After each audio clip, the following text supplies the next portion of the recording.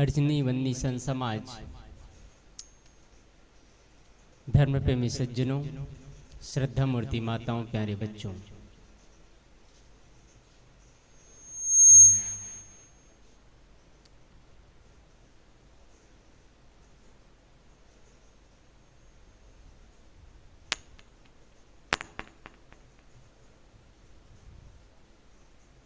हमारे जीवन में अध्यात्म रूपी धन बहुत ही महत्वपूर्ण है।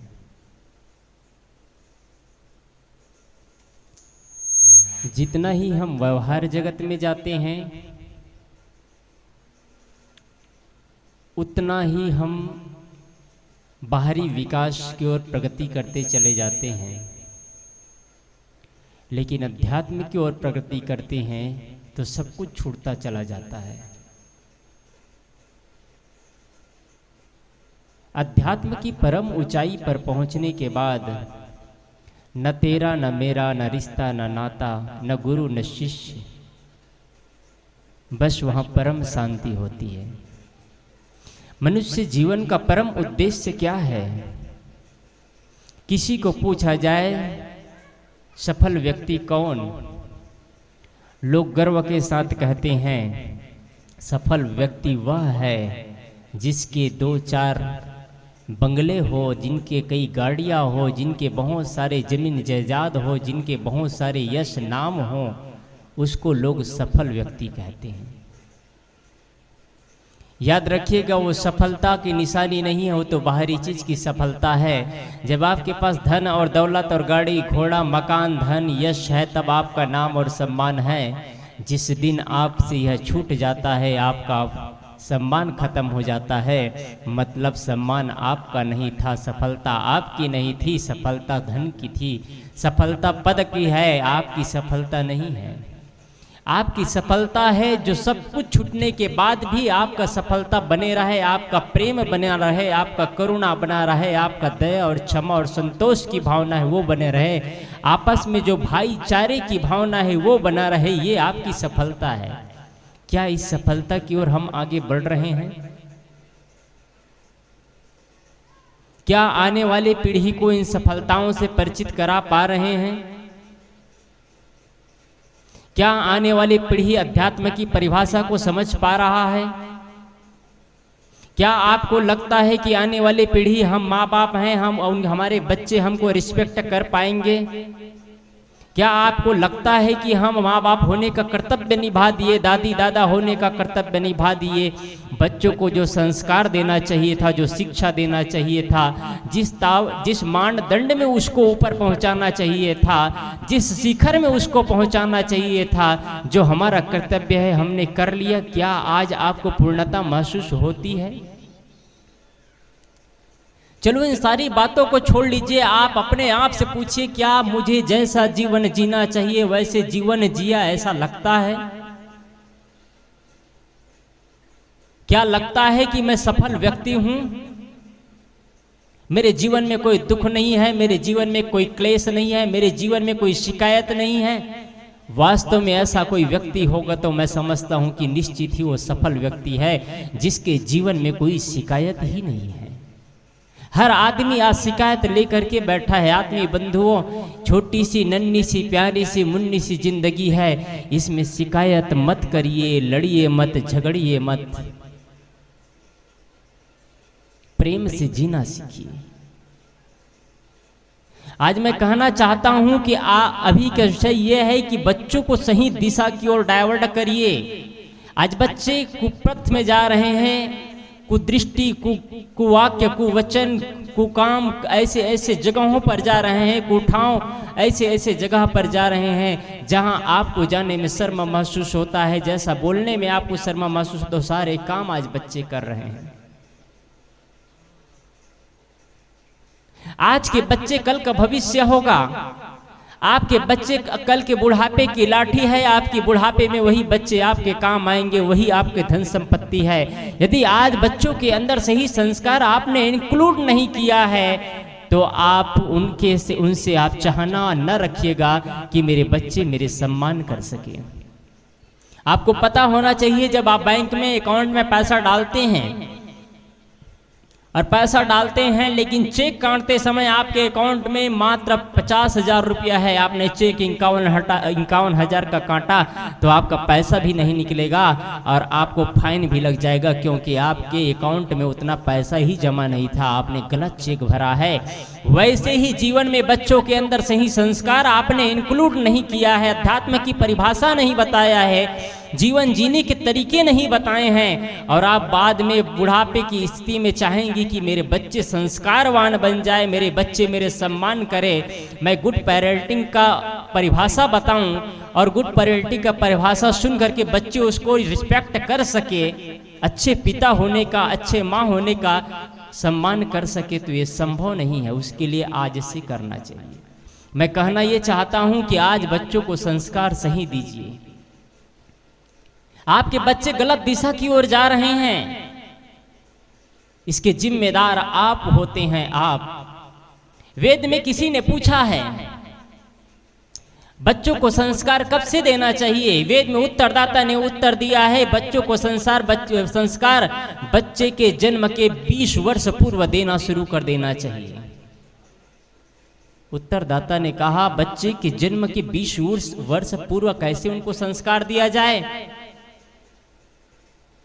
प्रश्नकर्ता ने कहा, उत्तरदाता ने कहा जैसे बच्चे चाहते हैं उनके होने वाले माँ बाप को वैसा संस्कार शुरू से देना शुरू कर दीजिए।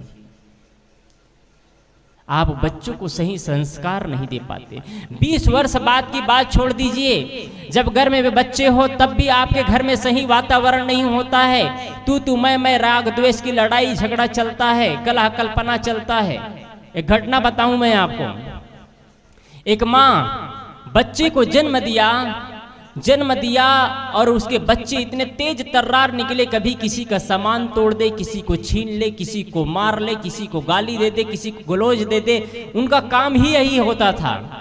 बच्चे अपने काबू से बाहर था, बच्चे अपने काबू से बाहर था। वो परेशान हो गया। परेशान होने के बाद डॉक्टर के पास जाता है, डॉक्टर से पूछता है, मनोचिकित्सक डॉक्टर के पास जाकर के पूछता है, डॉक्टर साहब क्या बात है, मैं परेशान हो चुका हूँ। पूरा अपना विवरण देता है कि ऐसा ऐसा है, ये बात है, वो बात है, बच्चे ये हरकत करते हैं।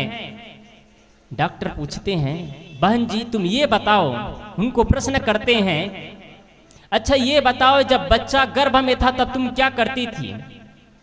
बहन क्या बोलती है, डॉक्टर साहब जब बच्चा गर्भ में था मैं घर में अकेली रहती थी, इनके पिताजी हैं वो अपने नौकरी पे चले जाते थे, मैं भोजन बनाती, टिफिन पैक कर देती थी, उसके बाद वो नौकरी में चले जाते थे। नौकरी में जाने के बाद मैं दिन भर खाली रहती थी, तो खाली रहती थी तो मोबाइल निकालती थी या टीवी निकाल करके शोले फिल्म लगाती थी।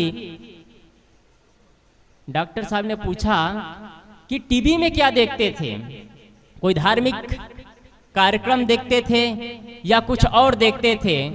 बहन बोलती है मुझे फिल्म अच्छा लगता था। डॉक्टर साहब ने कहा कौन सा फिल्म देखते थे। उस बहन ने कहा मैं शोले फिल्म देखा करती थी। डॉक्टर साहब ने कहा कितने बार देखे और क्या देखे। वो बहन बोलती है डॉक्टर साहब मैंने शोले फिल्म को 16 बार देखी है। डॉक्टर साहब ने कहा बहन जब तुम अपने गर्भ के अवस्था में शोले फिल्म को 16 बार देखोगे तो क्या तुम्हारे भगवान संत पैदा होंगे कि गब्बर सिंह पैदा होंगे।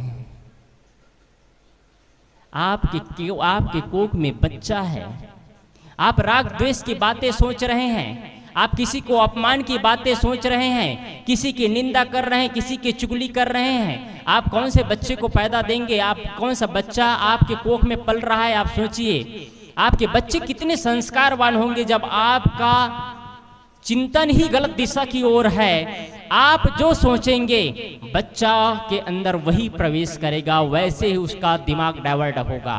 ये प्रकृति का नियम है और ये मनोवैज्ञानिक है, इसको कोई नहीं रोक सकता है।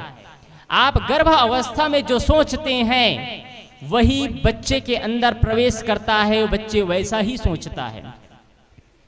कम से कम 20 साल पहले आप सही संस्कार नहीं दे सकते तो कम से कम आपके कोख में जब बच्चा आ जाता है, आपको पता चल जाता है कि अब मेरे कोख में कोई बच्चा है जो अब मैं माँ बनने वाली हूँ, तो कम से कम उस समय होश के अवस्था में माता पिता को जीना चाहिए, घर के माहौल को बदलना चाहिए, घर में एक शांति वातावरण होना चाहिए, घर में बड़ों को आदर और सम्मान और सत्कार होना चाहिए, कभी चूं की आवाज नहीं आना चाहिए, घर में लड़ाई और झगड़ा नहीं होना चाहिए।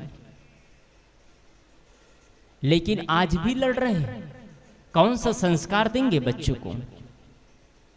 बच्चे जन्म ले लेते हैं, जन्म लेने के बाद बच्चे को जब स्तनपान करा रहे हैं और क्रोध में आप दूध पिलाते हैं तो बच्चा को दूध नहीं पिलाते हैं, आप बच्चे को जहर पिलाते हैं। इस चीज को याद रखिएगा, ये मनोवैज्ञानिक है, ये नया चीज नहीं है। ये जब आप बच्चे को दूध पिलाते हैं तो बच्चे को अगर शांति दिमाग से दूध पिलाते हैं तो अमृतपान करा रहे हैं, नहीं तो आप जहर पिलाते हैं बच्चों को। आप बच्चों को सही ज्ञान और ध्यान दीजिए, अपने आने वाली पीढ़ी को सिखाइए, कभी एकांत में बैठने के तरीका सिखाइए। जो भी विकास करना चाहता है, अध्यात्म जीवन की ऊंचाइयों को छूना चाहता है, मैं सबसे निवेदन करना चाहूंगा, कभी कभी अकेले में बैठना चाहिए, 5 मिनट 10 मिनट बैठ करके ध्यान करना चाहिए, आत्मचिंतन करना चाहिए। आपके 24 घंटा में से आप 24 मिनट अपने जीवन के लिए नहीं निकाल सकते। क्या आपका जीवन यही धन कमाने के लिए है, बच्चे पैदा करने के लिए है, सोने और खाने और पीने के लिए है? बस ओनली उतना ही आपका जीवन है और जीवन का कोई टारगेट नहीं, कोई लक्ष्य नहीं। मैं क्षमा चाहता हूं, कटु सत्य ही ये काम तो जानवर भी कर लेता है, और आप और हम में और जानवरों में इतना कोई अंतर ना रह जाए तो हमारी गिनती भी जानवरों में ही होगी। लोग कहा करते हैं जानवर नियम पर चलता है, आदमी एक ऐसा है कि नियम भी पता नहीं होता है।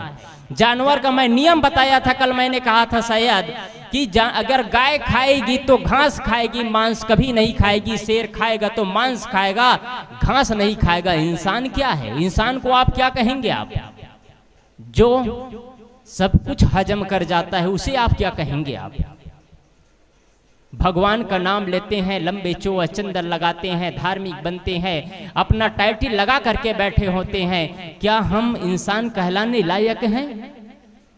क्या आने वाली पीढ़ी को संस्कार दे पाएंगे? जब हमारे अंदर क्रूरता बढ़ती चली जा रही है, हम निरीह जीवों को हत्या करते हैं और निर्दयता से उनका वध करके हम मांस खाते हैं, तो क्या हमारे अंदर दया और करुणा का भाव पैदा हो सकता है? माताएं सुन रही मेरी आवाज, सभी से मैं निवेदन करना चाहूंगा, आपकी हंडी में पवित्र भोजन बनना चाहिए, आपके हंडी में किसी की मांस नहीं जाना चाहिए। मैं पूरे गांव वालों से निवेदन करना चाहूंगा, आप यदि आप हिंदू हैं, आप सनातनी हैं यदि, तो आपका अलग पहचान होना चाहिए। आप अन्य लोगों की तरह बदतर जीवन मत जिए। आपके घर में गलत भोजन नहीं होना चाहिए, आपके गृह में प्रवेश में अंडे मांस मछली का सेवन नहीं होना चाहिए। आने वाली पीढ़ी, आज आप मांस खा रहे हैं, कल आपके बच्चे भी उससे आगे बढ़ जाएंगे, मांस खाएंगे, शराब पिएंगे, गाली गलौज देंगे, ताश खेलेंगे, सब कुछ करेंगे। आप उस दिन आप रोक नहीं लगा पाएंगे। आत्मीय बंधुओं, आप बच्चों को सही संस्कार दीजिए, माँ बाप का सम्मान करना सीखिए। भाइयों से कहना चाहूंगा, माताओं से, बहनों से कहना चाहूंगा, माँ बाप का सम्मान करना सीखिए। आज से करीब 8 महीना पहले दिल्ली की एक घटना है। दिल्ली में एक जनरल मेजर था, उसका 3 बेटा था।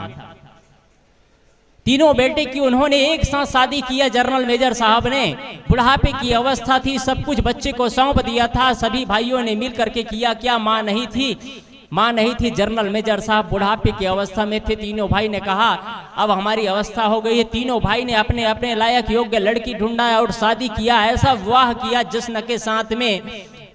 उस क्षेत्र में वैसा विवाह ही नहीं हुआ था। विवाह होने के बाद एक भाई थाईलैंड गया, एक भाई इजराइल गया, एक भाई लंदन गया। तीनों भाई घूमने चला गया। तीनों भाई घूमने जाता है, रेलवे स्टेशन में जाता है, एयरपोर्ट में जाता है। जाने से पहला अपना नाम बताता है। सबसे पहले वो टाइटल लगाता है, हम जनरल मेजर साहब के पुत्र हैं, उसका नाम बताते हैं जनरल मेजर साहब पहले लगाते हैं। जब कोई आदमी जनरल मेजर साहब का नाम सुनते हैं तो उनका श्रद्धा से भर जाता है, जनरल मेजर साहब का पुत्र हैं ये, रिटायर्ड जनरल मेजर साहब का हम पुत्र हैं। लोग नाम लेते ही श्रद्धा से भर जाते हैं, जहां भी जाते अपना टाइटल लगाते, नाम बताते तो कहते हम जनरल मेजर साहब का पुत्र हैं। जब वो घर से निकलते हैं तो एक नौकर थे, उन्होंने कहा था नौकर को, देखना पापा का ध्यान रखना, हम लोग 3 माह में बाहर से घूम करके आ जाएंगे। उन्होंने कहा हम 3 माह में बाहर से घूम करके आ जाएंगे। गए हुए थे लगभग मात्र 1 माह हुआ था। 1 माह के बाद जब भी वो बूढ़ा बाबा घर से बाहर निकलता, उनके सेवक था जो पिता के सेवा में था, जनरल मेजर साहब के सेवा में नौकर था, वो घर से बाहर निकलता तो उनका जो पिता था वो असमर्थ हो चुका था। जनरल मेजर साहब असमर्थ हो चुका था, हाथों को नहीं हिला सकता था, भोजन नहीं कर सकता था, वो सब कुछ उनको कराना पड़ता था, कुछ भी नहीं कर सकता था, अचल की स्थिति में था। जब बाहर निकलता तो घर में ताला लगा करके निकलता था। 1 दिन 2 दिन ऐसा जब जरूरत पड़ता उनको घर से बाहर निकलता। एक दिन ऐसे ही निकल रहा था, निकलते निकले और कुछ दूर जाने के बाद, मंडी में जाने के बाद उनका एक्सीडेंट हो जाता है। और एक्सीडेंट होने के बाद वो नौकर है कोमा में चला जाता है। वो नौकर कोमा में चला जाता है, हॉस्पिटल में ले जाया जाता है। नौकर कोमा में पड़ा है, किसी से बोल सकता ना, कुछ नहीं कर सकता। कोमा की स्थिति ये होती है, आप खाओ तो अन्न अंदर जाएगा, वो खा भी नहीं सकता है, अचलता किसी जिंदा लाश है कोमा का मतलब। जब उनके जनरल मेजर साहब के 3 पुत्र आते हैं अपने समय दिए हुए 3 माह बाद में, तो 3 माह बाद आते हैं तो देखते हैं दरवाजे में ताला लगा हुआ है। आखिर गया तो कहाँ गया? दरवाजा तोड़ा जाता है, ताला तोड़ करके उसको खोला जाता है, और खोल करके जैसे ही अंदर जाते हैं हाल में देखते हैं एक काला काला सा परत दिखाई दे रहा है कपड़े की। वो कपड़ा उठा करके फेंकता है, कपड़ा उठा करके फेंकता है तो जो जनरल मेजर साहब है उनके पिता है, वो शरीर सिर्फ कंकाल दिखाई देता है। उनको कीड़ों ने चुन लिया था, सिर्फ कंकाल दिखाई देता है, उसका कुछ भी अस्तित्व नहीं रहता है। इससे तो अच्छा है कोई पुत्र जन्म न लेते, उनकी कोख से बांझ ही रह जाना अच्छा है। ऐसा पुत्र किसी के कोख में जन्म ही न ले। क्या मतलब हुआ ऐसा पुत्र जन्म लेने से? उनके ही संपत्ति से मौज उड़ा रहे हैं, माँ बाप को असहाय छोड़ देते हैं, बिना भोजन के कुछ नहीं कर सकता था। जनरल मेजर साहब सूख करके मर जाता है, भोजन के लिए तरस जाता है। क्या मतलब होता है ऐसे पुत्र का? आत्मीय बंधुओं, मैं कहना ये चाहता हूँ, बुढ़ापे की अवस्था में आपके माँ बाप को आपकी संपत्ति नहीं चाहिए। बुढ़ापे की अवस्था में आपके धन द्रव्य नहीं चाहिए, आपके बिल्डिंगें नहीं चाहिए, आपके मकान गाड़ी घोड़ा बंगले नहीं चाहिए। बुढ़ापे की अवस्था में माँ बाप को बच्चों का सिर्फ प्यार और सम्मान चाहिए। जब माँ बाप ऑफिस से खेत से बच्चे जाते हैं और घर में आकर के माँ बाप के पास आकर के भोजन पूछ लिया करते हैं, स्वास्थ्य पूछ लिया करते हैं, तो माँ बाप का चौड़ा सीना हो जाया करता है, माँ बाप के चेहरों में मुस्कान आ जाया करता है। जैसा कोई मरीज हो और मरीज को टॉनिक देने के बाद, ठीक हो जाने के बाद चेहरे में चमक आता है, वैसे ही बुढ़ापे में माँ बाप के स्वास्थ्य पूछने के बाद उनको भोजन पूछते रहते हैं उनके बच्चे, तो निश्चित ही माँ बाप के चेहरों पर एक नया मुस्कान आ जाता है। आज भी मेरे बच्चे मेरे सम्मान करते हैं, आज भी मेरे बच्चे मेरे से प्यार करते हैं, आज भी मेरे बच्चे मेरे कहा मानते हैं। आत्मीय बंधु, आपसे निवेदन करना चाह रहा हूँ मैं, बुढ़ापा पका फल की तरह होता है। मैंने कहा बच्चों को कैसे संस्कार दे, मैंने कहा आपके माँ बाप को कैसे सम्मान करना है आप जानिए, और अंतिम में मैं कहा कि बुढ़ापा आपका पका फल है। पका फल कब गिर जाए कब चू जाए कोई जानता नहीं है। इसलिए आपसे कहना चाहता हूँ, बुढ़ापे की अवस्था में आपके बहू बेटे नाती पोते जो देते हैं उसको प्रेम से खा लो। ये मत बोलो ऐसा है वैसा है, नुक्ता चुनी मत करो। घर में बगल में बैठ करके, चौराहे में बैठ करके किसी की शिकायत मत करो। घर के बच्चों की, बहुओं की, बेटों की शिकायत मत करो। बुढ़ापा तो बस आनंद से जीने का दिन है, जश्न मनाने का दिन है। आप जो जीवन में कमाई करते हैं, जीवन में जो भी कमाई करते हैं, उसको बुढ़ापे में अमन चैन से उपयोग किया जाता है। यदि आपने जवानी में अध्यात्म रूपी धन कमाया है तो निश्चित ही आपका बुढ़ापा सुखद होगा। और अध्यात्म रूपी धन आपने जीवन में नहीं कमाया है तो आपका बुढ़ापा भी सुखद नहीं होगा। कुछ कुछ बच्चे नक्सलाइट और आतंकवाद की तरह होते हैं जो अपने ही माँ बाप को घर से बेघर कर देते हैं, ना जानते गलत दिशा में चले जाते हैं और गलत काम करना शुरू कर देते हैं। आज से साल भर पहले की घटना बता रहा हूँ। अमेरिका, ये है गुजरात की घटना। गुजरात में एक लड़का, माता पिता का सिर्फ एक ही लड़का था, उनके पास में करीब करीब 10 एकड़ खेत था, संपन्न व्यक्ति था, सब्जियां बोया करता था, उनके नौकर चाकर थे, बड़े ऐशो आराम के साथ जिंदगी कट रही थी। उनके बच्चे पढ़ते पढ़ते अमेरिका चला गया। अमेरिका में रहते रहते उनको 10 साल हो गया। 10 साल हो गया। उनके पिता बुलाते थे, बेटा तुम आ जाओ, हमारे पास में धन संपत्ति की कमी नहीं है। बेटा बोलता है, पापा मैं यहाँ बहुत कुछ हूँ, बहुत खुश हूँ, मैं मुझे कोई चीज की कमी नहीं है, मैं मकान ले चुका हूँ, मेरा सब कुछ है यहाँ। कभी अपने पापा को नहीं बताया आगे के जीवन के बारे में, मेरे लिए यहाँ कोई चीज की कमी नहीं है। लेकिन 10 वर्ष बाद जब आता है तो अपने साथ में एक लड़की को भी लाता है। जब घर आने के बाद में पूछता है कि ये कौन है, तो कहते हैं पापा ये मेरी पत्नी है। उन लोगों को आश्चर्य होता है कि वहीं रहते रहते तुमने अपने घर बसा लिया, शादी भी कर लिया, विवाह कर लिया, तुमने एक बार बताया भी नहीं। पापा पर भी कहते हैं कोई बात नहीं बेटा, चाहे तुम वहां विवाह करते या यहाँ विवाह करते, तूने कर तो लिया ना, अब कोई बात नहीं, मस्त अच्छा से रहना, कोई बात नहीं, प्रेम से कहते हैं। पापा भी खुश है। बस कुछ ही दिन होता है, सप्ताह भर होता है। पापा से क्या बोलते हैं बच्चे, बोलते हैं पापा मेरा बहुत बड़े वहां हॉस्पिटल चलता है, न जाने कितने लोग काम कर रहे हैं, मेरी बहुत बड़ी एरिया है, बड़े बड़े बंगले हैं, और अंतिम में आपके सारे संपत्ति का देखभाल करना तो मुझे ही होगा, आपकी सेवा तो मैं ही करूंगा, मेरे अलावा तुम्हारा और कौन है। बड़े प्यार से अपने पापा को कह रहे हैं कि मेरे अलावा तुम्हारा और कौन है। पिता को लग रहा है कि बच्चा तो सही कह रहा है। कुछ दिनों बाद फिर पापा के पास बैठता है, कहते हैं मेरे पास बार बार फोन आ रहा है पापा कि मुझे बुला रहे हैं, लेकिन मैं आप लोगों को भी ले जाना चाहता हूँ, आप लोग तैयार हो तो मैं टिकट कटाने की तैयारी करूं।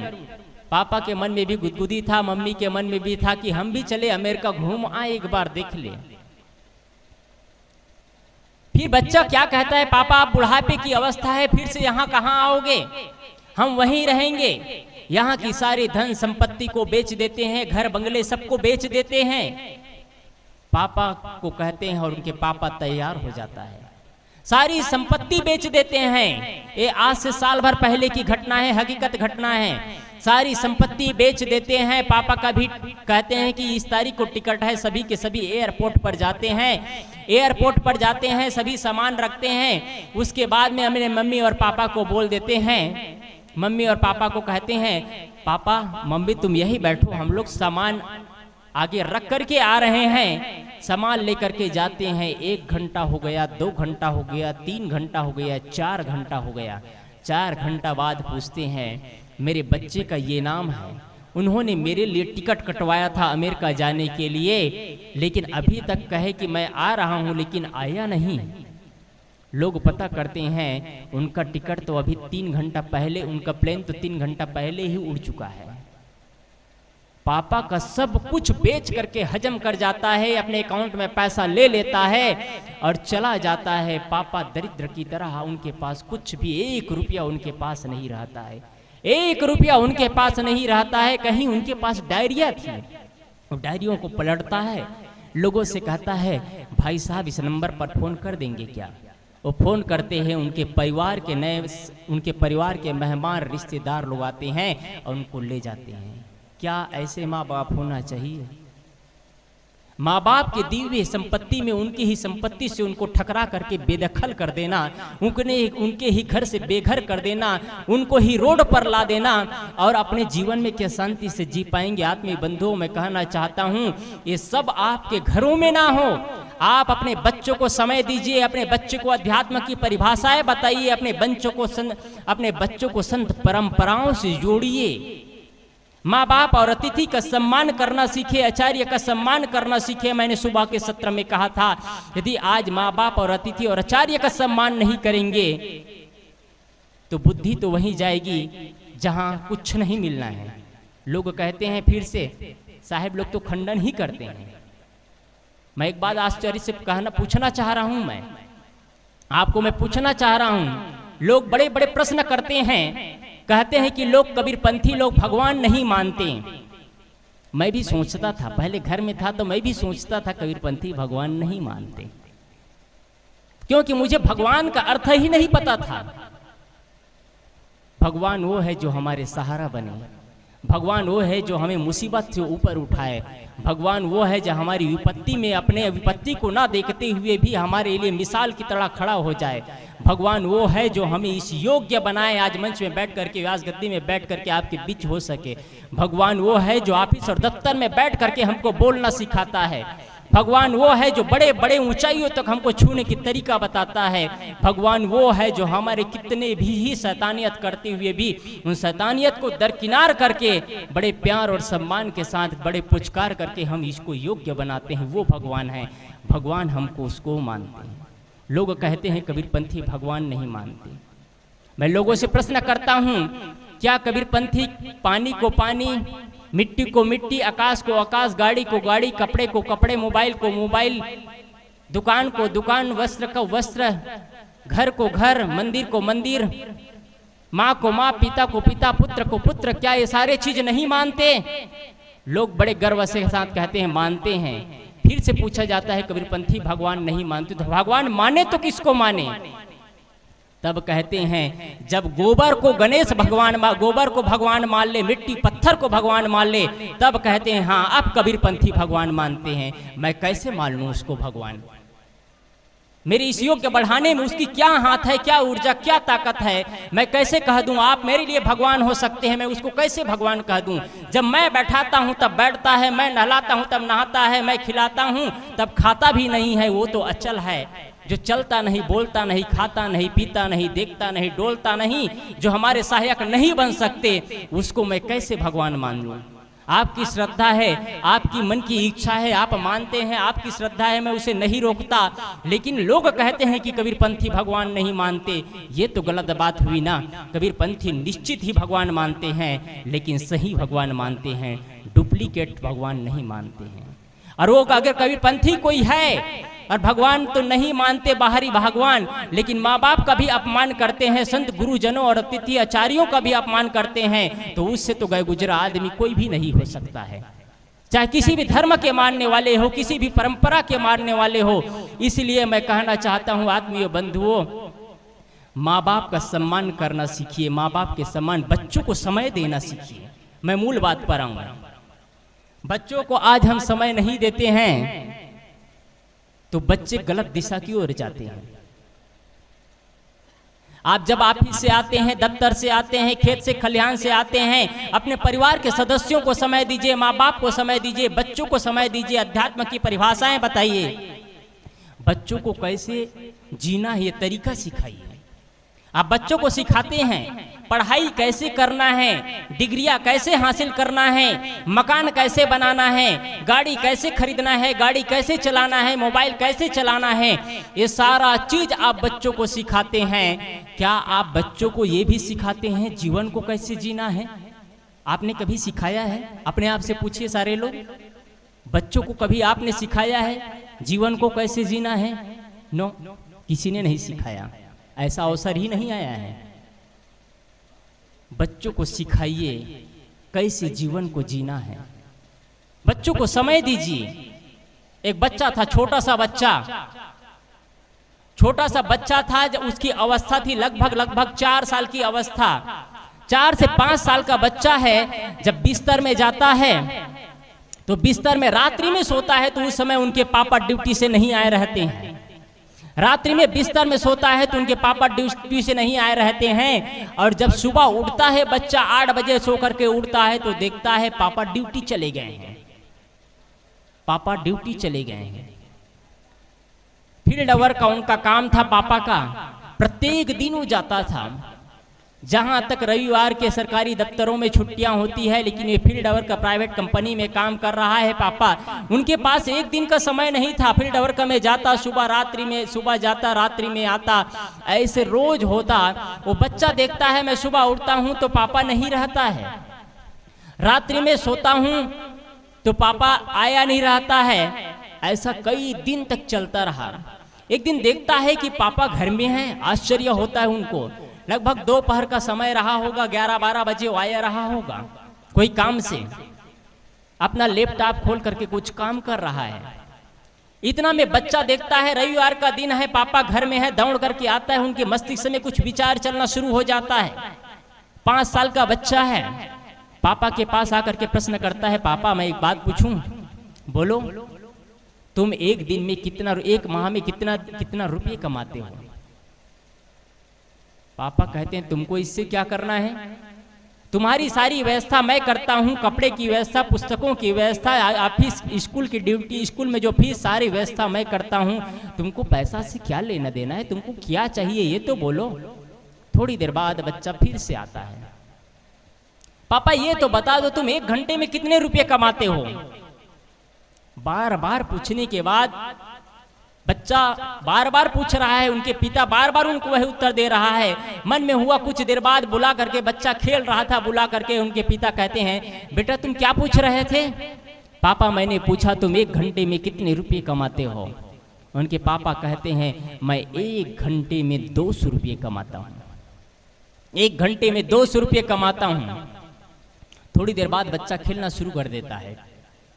बच्चा थोड़ा देर में खेल करके फिर से आता है अपने पापा से, फिर कहता है, पापा क्या मुझे तुम 100 रुपये दोगे?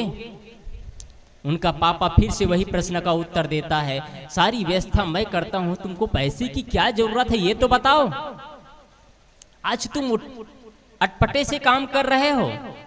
बच्चा तेज तर्रार था। बच्चा चुप हो जाता है। थोड़ी देर बाद उनको लगता है आखिर बच्चा चाहता है तो क्या चाहता है। बच्चा को बुला करके 100 रुपया देता है। बच्चा उल्लास से कूद उठता है और दौड़ करके जाता है, और जहां पर सोता था उस बिस्तर के नीचे उठा करके 100 रुपया रखता है। उनके पापा देखता है कि उनके पास ऑलरेडी 100 रुपया है। अपने बच्चा से पूछता है, तुम्हारे पास ऑलरेडी पहले से 100 रुपया रखा है और तुम 100 रुपया और क्यों मांगे? पापा बताता हूं आपको।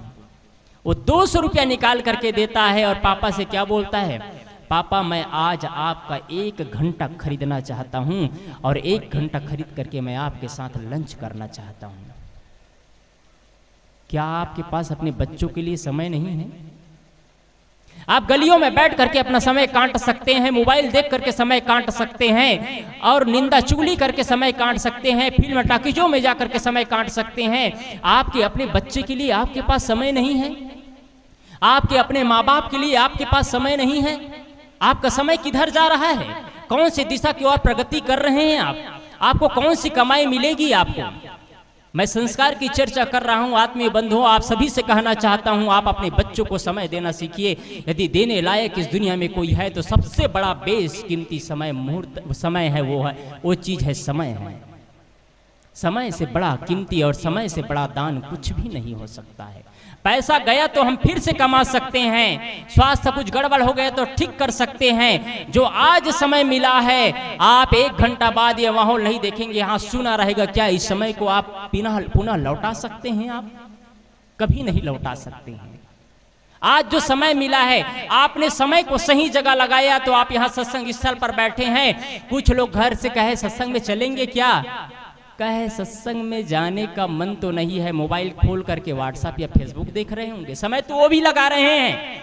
मैं कहना ये चाहता हूँ, समय वो भी लगा रहे हैं, समय आप भी लगा रहे हैं। समय और शक्ति उतना ही लगता है, समय और शक्ति उतना ही लगता है, लेकिन परिणाम अलग आते हैं। उनके मनोदशा अलग होगा, आपके मनोदशा अलग होगा। आज बच्चों को कैसे पालन पोषण करना चाहिए, माँ बाप का कैसे सम्मान करना चाहिए, बुढ़ापे में कैसे जीना चाहिए, इस विषय पर आप चर्चाएं सुन रहे हैं।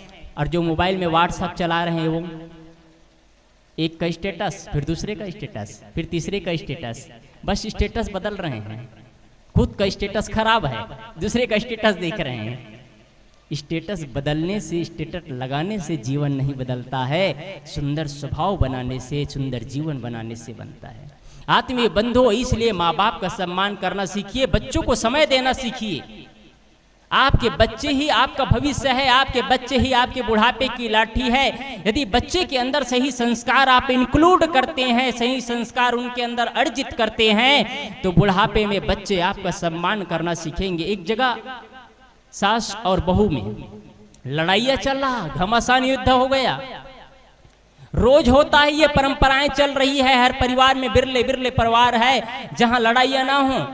ये नित्य रोज होता है, देखते हैं सास और बहू में रोज लड़ाई। एक उनका छोटा सा पोता दिखता है, माँ और दादी में रोज लड़ाइया का अंतिम परिणाम ये होता है कि अंतिम में रोते रोते सासू माँ, दादी माँ हमारे कमरे में चली जाती है। उनके पीछे पीछे उनके साथ में एक 6 साल का पोता जाता है, और 6 साल का पोता जाता है और उन अपने दादी माँ का पल्लू उठाता है, और पल्लू उठा करके आंसू पोंछते पोंछते बोलता है, दादी माँ तुम रो मत, मेरी माँ बहुत दुष्टा है। जब मैं भी बड़ा हो जाऊंगा और मेरी भी शादी हो जाएगी तो मैं अपने पत्नी से कहूंगा कि तुम अपनी सासू माँ की सेवा कभी मत करना, क्योंकि तुम्हारी सासू माँ अपनी सासू माँ से रोज लड़ाई किया करती थी। आत्मीय बंधुओं, प्रेम से